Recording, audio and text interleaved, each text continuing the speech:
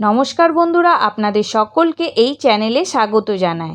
আজকে আমরা আলোচনা করব 2024 সালের জুলাই মাসের মান্থলি প্রেডিকশান। আজকে আমরা যে রাশিটিকে নিয়ে আলোচনা করব সেটি হলো কন্যা রাশি বা কন্যা লগ্ন। জুলাই মাসের গ্রহগত অবস্থান অনুসারে কন্যা রাশি বা কন্যা লগ্নে কী কী দিক থেকে পরিবর্তন আসতে চলেছে বা কোন কোন দিক থেকে সাবধানতা অবলম্বন করতে হবে, 30টা দিনের একটি মাস কতটা ভালো কতটা মন্দ যাবে সব কিছু নিয়ে ইন ডিটেলসে আলোচনা করব। তাহলে চলুন বন্ধুরা, আজকে দেরি না করে মূল আলোচনায় ফেরা যাক। স্ক্রিনে আপনারা যে চার্টটি দেখতে পাচ্ছেন সেটি 2024 সালে জুলাই মাসের গ্রহগত অবস্থান। কন্যা রাশি বা কন্যা লগ্নের সাপেক্ষে কেতু আপনাদের লগ্নভাবে বা রাশিতেই অবস্থান করে আছে। আপনার সপ্তমভাবে রাহু বিরাজমান আছে। আপনার পঞ্চমপতি এবং ষষ্ঠপতি গ্রহ শনি আপনার ষষ্ঠভাবে স্বরাশি কুম্ভ রাশির ঘরে অবস্থান করে আছে এবং সেখানেই তিনি 30শে জুন নিজের গতি পরিবর্তন করে বক্রী হয়েছে। আপনার লগ্নপতি বুধ আপনার একাদশভাবে অবস্থান করে আছে। আপনার দশমভাবে সূর্য শুক্র দারিদ্র্যযোগ তৈরি করে অবস্থান করে আছে। আপনার নবমভাবে দেবগুরু বৃহস্পতি অবস্থান করে আছে। আপনার অষ্টমপতি গ্রহ মঙ্গল আপনার অষ্টমভাবেই অবস্থান করে আছে।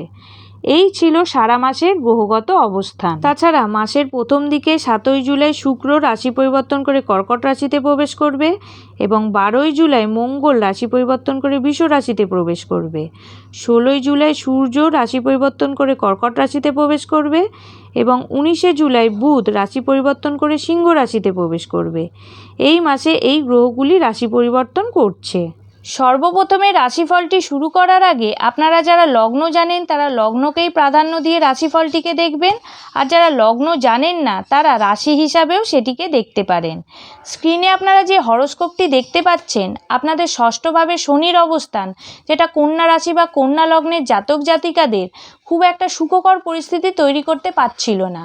তবে জুলাই মাসে আপনাদের লগ্নপতি বুধের একাদশভাবে অবস্থান এবং দশমভাবে সূর্যের অবস্থান, যেটা কেরিয়ারের দিক থেকে একটা পজিটিভিটি নিয়ে আসতে চলেছে। স্বাস্থ্যের কথা বলতে গেলে আপনার লগ্নভাবে বা রাশিতে কেতুর অবস্থান এবং মঙ্গলের অষ্টমভাবে অবস্থান, যদিও এখানে মঙ্গল আপনার অষ্টমপতি হয়ে অষ্টমভাবে অবস্থান করে আছে এবং শনি ষষ্ঠপতি হয়ে মঙ্গলের ওপর দৃষ্টি দিচ্ছে, যার ফলে কন্যা রাশি বা কন্যা লগ্নের জাতক জাতিকারা নানান রকম স্বাস্থ্য সংক্রান্ত সমস্যায় ভুগছে।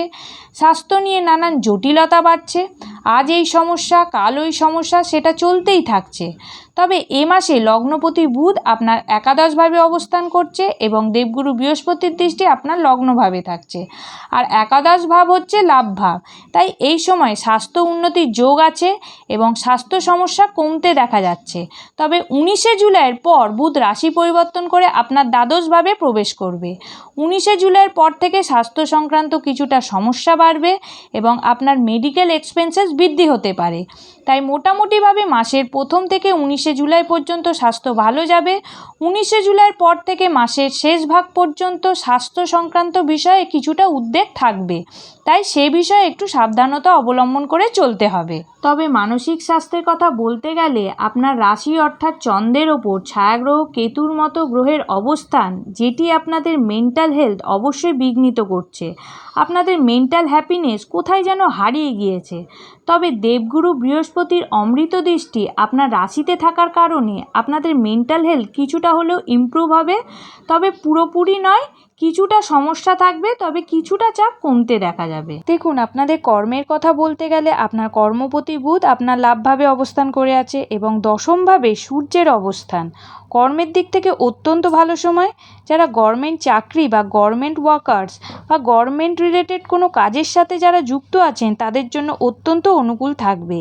তাছাড়া যারা আইটি বা কোনো সফটওয়্যার কোম্পানিতে কাজ করেন, অ্যাকাউন্টসে কাজ করেন, ফিন্যান্সে কাজ করেন, তারা অত্যন্ত ভালো ফল পাবেন। তবে যারা কোনো উঁচু পদের কর্মচারী, ম্যানেজার বা ম্যানেজিং ডিরেক্টর, তাদের জন্য সময়টি খুবই ভালো যাবে। এই সময় আপনাদের চাকরিতে প্রমোশন হতে পারে। যারা নতুন চাকরি প্রাপ্তি করতে বাধাপ্রাপ্ত হচ্ছিলেন, 19শে জুলাইয়ের আগের সময়টিকে কাজে লাগাতে পারেন, ভালো ফল পাবেন। তবে 19শে জুলাইয়ের পরে আপনার কর্মপতি বুধ রাশি পরিবর্তন করে আপনার দ্বাদশভাবে সঞ্চার করবে। তখন যারা চাকরি পরিবর্তন করতে চাইছেন বা কোম্পানি চেঞ্জ করতে চাইছেন, 19শে জুলাইয়ের পরবর্তী সময়টি তাদের জন্য ভালো। যারা বিদেশে কর্মরত বা বিদেশি কোম্পানিতে কাজ করেন তাদের জন্য অত্যন্ত ভালো সময়। যারা ইন্টারভিউ দিতে চান বা বিদেশে কর্মসূত্রে সেটেলড হতে চান তারা 19শে জুলাইয়ের পর করতে পারেন, ভালো ফল পাবেন।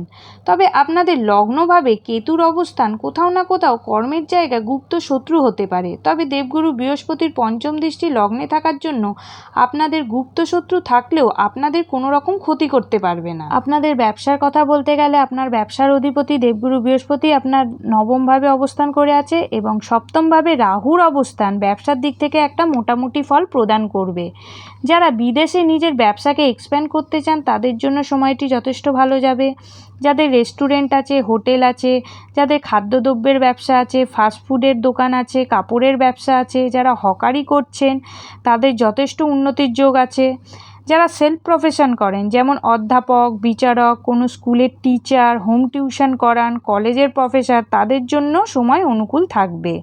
যারা পার্টনারশিপ বিজনেসে সমস্যা ফিল করছেন, যারা পার্টনারশিপ বিজনেসে একটা অসুবিধার সম্মুখীন হচ্ছেন তারা জুলাই মাসে পার্টনারশিপ বিজনেসে কিছুটা সমস্যা থাকলে অবশ্যই সেই সমস্যা থেকে বেরিয়ে আসতে পারবেন। তবে যারা ব্যবসায় বিনিয়োগ করতে চাইছেন তারা একটু ভেবেচিন্তে বিনিয়োগ করবেন। তাড়াহুড়া বা ঝোঁকের মাথায় ডিসিশন নেবেন না, দেখে শুনে ভেবেচিন্তে তবেই বিনিয়োগ করবেন। তবে কোনো বড় ধরনের বিনিয়োগ করা থেকে বিরত থাকাই ভালো হবে। যারা লোন নিতে চান তাদের জন্য লোন প্রাপ্তি হতে পারে। তবে লোন নেওয়ার জন্য কিছু ডকুমেন্টসে টার্মস অ্যান্ড কন্ডিশন দেওয়া থাকে, সেটিকে ভালোভাবে পড়ে তবেই লোন নেবেন, নইলে কিছু সমস্যায় পড়ে যেতে পারেন। এবার আমরা আলোচনা করব শিক্ষাক্ষেত্রকে নিয়ে। আপনার চতুর্থপতি দেবগুরু বৃহস্পতি আপনার নবমভাবে অবস্থান করে আছে এবং পরবর্তীকালে মঙ্গল নবমভাবে অবস্থান করে বৃহস্পতির সাথে সংযোগ তৈরি করবে এবং বৃহস্পতির দৃষ্টি আপনার পঞ্চমভাবে থাকবে। তার ফলে শিক্ষাক্ষেত্রে উন্নতির যোগ দেখতে পাবেন।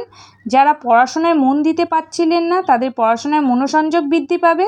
তবে কেতু লগ্নে থাকার কারণে পড়াশোনা থেকে এতদিন ধরে যে মন বিচ্ছিন্ন হচ্ছিল সেটা রাহুর নক্ষত্র পরিবর্তন করে পূর্ব ভাদ্রপদ নক্ষত্রে প্রবেশ করার ফলে এই সময় ধীরে ধীরে দেখবেন যে পড়াশোনায় মনোসংযোগ বৃদ্ধি পাবে। যারা কম্পিটিটিভ এক্সাম দিচ্ছেন তারা ভালো ফল করতে পারবেন। তবে যারা কলেজ লেভেলের এডুকেশন করছেন তাদের এই সময় একটু পরিশ্রম করতে হবে, তবেই আপনারা ভালো ফলাফল করতে পারবেন, নচেত কিছু সমস্যা আসতে পারে। যারা নতুন কিছু শিখতে চান বা নতুন কোর্সে অ্যাডমিশন নিতে চান তারা এই সময় নিতে পারেন। আরও একটা কথা বলবো, এই সময় মায়ের সাথে সম্পর্ক আপনাদের ভালো হবে। তবে 12ই জুলাইয়ের পর যখন অষ্টমপতি মঙ্গল বৃহস্পতির সাথে সংযোগ তৈরি করবে তখন মায়ের স্বাস্থ্য খারাপ হতে পারে, তাই মায়ের স্বাস্থ্যের দিকে নজর দিতে হবে। তাছাড়া যারা শেয়ার মার্কেট, অনলাইন বা কোনো ট্রেডিং সেক্টর ফাটকাতে ইনভেস্টমেন্ট করতে চান তারা করতে পারেন, সেখান থেকে উন্নতির যোগ দেখতে পাবেন। এই সময় চাকরি ক্ষেত্রে যদি কোনো লিটিগেশন চলে, ব্যবসায় কোনো লিটিগেশন থাকে বা কোনো প্রপার্টিকে নিয়ে লিটিগেশন থাকলে সেখান থেকে অর্থপ্রাপ্তি অবশ্যই আপনারা করতে পারবেন। এবার আমরা আলোচনা করব আপনাদের লাভ রিলেশনকে নিয়ে। আপনাদের পঞ্চমপতি শনিদেব তিনি ষষ্ঠভাবে স্বরাশিতে রেট্রোগ্রেড মোশনে অবস্থান করে আছে, আর আপনার পঞ্চমভাবে থাকবে দেবগুরু বৃহস্পতি এবং বুধের দৃষ্টি। পরবর্তীকালে শুক্র এবং সূর্যের দৃষ্টিও পড়বে। এই মাসে লাভ রিলেশন আপনাদের কিছুটা নরমে গরমে চলবে। শুক্র পঞ্চমভাবে দৃষ্টি দেওয়ার জন্য আপনাদের সম্পর্কের মধ্যে রোম্যান্টিক ভাব দেখতে পাবেন। তবে শনি বক্রী থাকার কারণে কিছুটা সম্পর্কের মধ্যে ডিস্টেন্স ফিল করবেন। আর সূর্যের দৃষ্টি পঞ্চমভাবে থাকার কারণে আপনাদের মধ্যে রাগ, ইগো, জেদ বাড়তে দেখা যাবে। তাই নিজের রাগ, ইগো, জেদকে একটু নিয়ন্ত্রণ রাখতে হবে। এমন কিছু পরিস্থিতি হতে পারে যে আপনার পার্টনারের কাছ থেকে এমন কিছু বিহেভিয়ার পেলেন যাতে আপনি হার্ট হলেন। দেখুন, আপনারা যদি আগে থেকে জেনে যান যে আমার এই জায়গা থেকে সমস্যা আসতে পারে তাহলে সেই সব জায়গাগুলোতে একটু নিজেকে কন্ট্রোল করে রাখবেন। চুপ থাকলে, রিয়াক্ট না করলে তাহলেও ওই সব সমস্যাগুলো বেশি বাড়াবাড়ি হয় না, সমস্যা থেকে অনেকটাই বেরিয়ে আসা যায়। আপনাদের বিবাহের কথা বলতে গেলে আপনাদের সপ্তমপতি দেবগুরু বৃহস্পতির নবমভাবে অবস্থান এবং সপ্তমভাবে রাহুর অবস্থানের জন্য বৈবাহিক জীবন খুব ভালো যেতে চলেছে। আটকে যাওয়া বিবাহ পূর্ণ হতে পারে। যারা দীর্ঘদিন ধরে প্রেম করছেন তাদের প্রেমজ বিবাহ করার জন্য ভালো সময়। দাম্পত্য সুখ থাকবে। যারা বিবাহের জন্য প্রচেষ্টা করছেন কিন্তু ঠিকঠাক সম্বন্ধ পাচ্ছিলেন না, বিবাহে বাধা আসছিল, তাদের বিবাহের জন্য যোগাযোগ বাড়বে। এতদিন ধরে দাম্পত্য জীবনে যে অশান্তি ফেস করছিলেন বা একে অপরের সাথে যে ভুল বোঝাবুঝিগুলো বেড়ে গিয়েছিল, তবে এখনও যে আপনাদের সম্পর্ক খুব ভালো আছে সেটা বলবো না। তবে রাহুর নক্ষত্র পরিবর্তন হওয়ার জন্য দাম্পত্য জীবনে ভালো হওয়ার একটা পজিটিভ জায়গা তৈরি হচ্ছে। মোটামুটিভাবে কন্যা রাশি বা কন্যা লগ্নের জাতক জাতিকাদের 2024 সালের জুলাই মাসটি কেমন যেতে চলেছে সেটি আমি বিস্তারিতভাবে আলোচনা করলাম। ভিডিওটি ভালো লাগলে অবশ্যই আমার চ্যানেলটিকে সাবস্ক্রাইব করবেন। আগামী দিনে আরও একটি নতুন ভিডিও নিয়ে হাজির হব আপনাদের সামনে। আজকের মতো এই পর্যন্ত। আপনারা সকলে ভালো থাকবেন, সুস্থ থাকবেন। নমস্কার।